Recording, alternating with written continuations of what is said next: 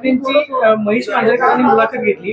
त्या मुलाखतीमध्ये महेश मांजरेकरांनी राज ठाकरेंना प्रश्न विचारला की राज ठाकरे आणि उद्धव ठाकरे एकत्र येण्याची शक्यता आहे का.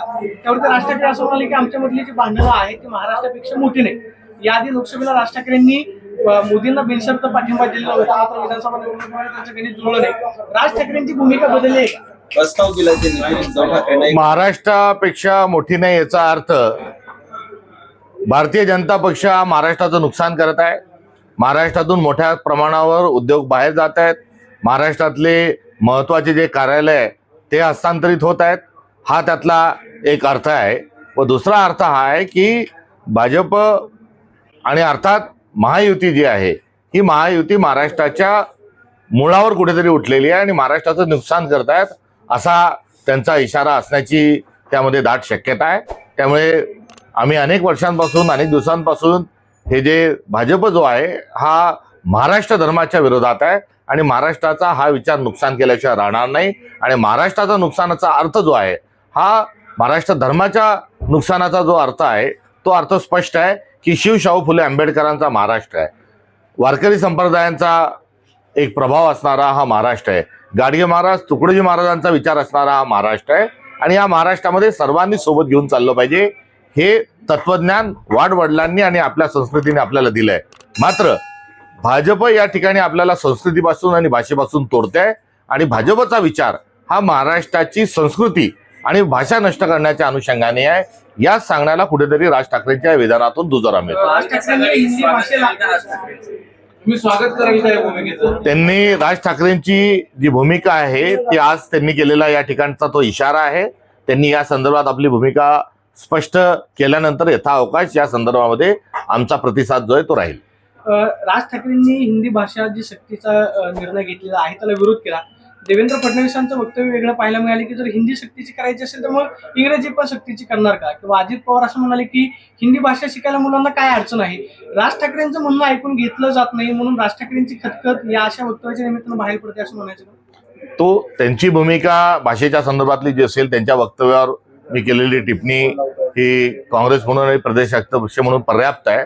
राहता राहिला हिंदी विषयाचा सक्तीचा विषय तर आम्ही सक्तीच्या विरोधात आहोत. आणि ज्या मराठी भाषेची गळचिपी करण्याचा हा प्रयत्न आहे.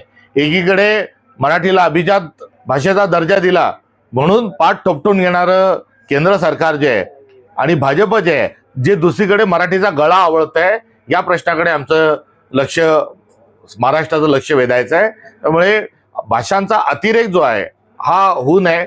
0 ते 6 मध्ये मुलाच्या हातात लेखणी पण देऊ नये हे आपलं शैक्षणिक धोरण आहे. 6 ते 14चा एक वयोगट आहे. त्यामध्ये प्राथमिक शिक्षणाचा 1ली ते 4थी जिथे आहे तिथे आपण अक्षर ओळख तोंड ओळख अक्षराची तोंड ओळख हाच ठेवलेला आहे. आणि 5वी पासून हिंदी हा विषय आपण राष्ट्रीय भाषा म्हणून घेतलेला आहे.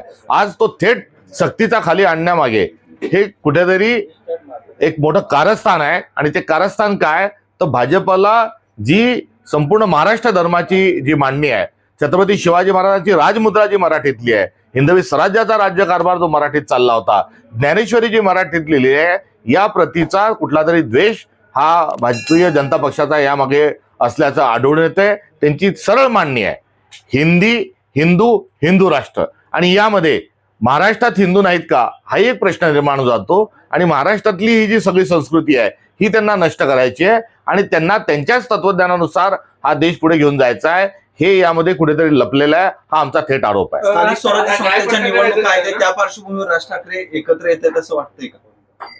नाही त्यांच्या वक्तव्याच्या अनुषंगानं त्यांचा भ्रमनिरस हा भारतीय जनता पक्ष आणि महायुतीच्या माध्यमातून हा झालेला असावा हे त्या संदर्भातला आमचा प्रतिसाद आहे. राज ठाकरेंनी थेट उद्धव ठाकरेंसोबत युती करण्याचा इशारा दिला की त्यांनी म्हटले की जर त्यांच्याकडनं आला प्रस्ताव तर आम्ही मान्य करू. आम्ही भारत जोडो आले आहोत. आम्ही कुटुंब फोडणारे लोक नाहीत. आम्ही बाप पळवणारा आमचा विचार नाही. पोरं वळवणारी आमची गँग नाही.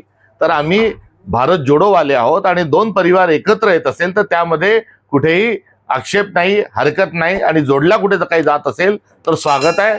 एवढी सौहार्दाची आणि सद्भावनाची भूमिका यावर आम्ही व्यक्त करतो.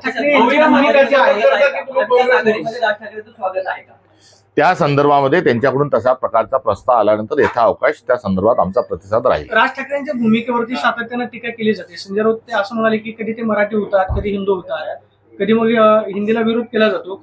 राज ठाकरेंची मागच्या काळामधली जी काही धरसोड असणारी भूमिका आहे, जी राज ठाकरेंवरती टीका केली जाते, राज ठाकरेंनी आता एक पक्की भूमिका घ्यायला हवी आहे असं तुम्हाला वाटतं का? किंवा जर ते घेतली राजकारणामध्ये भूमिका या सोयीनुसार बदलू नये, आपल्या भूमिकेवर ठाम राहावं हे अभिप्रेत असतं. मात्र अनेक लोक हे सकाळी एक, दुपारी एक, संध्याकाळी करतात, तर काही भूमिका घेतात आणि त्यानंतर त्या भूमिकेपासून गुमजाव करतात. अशी दरसोड वृत्ती कोणाचीच असता कामा नये.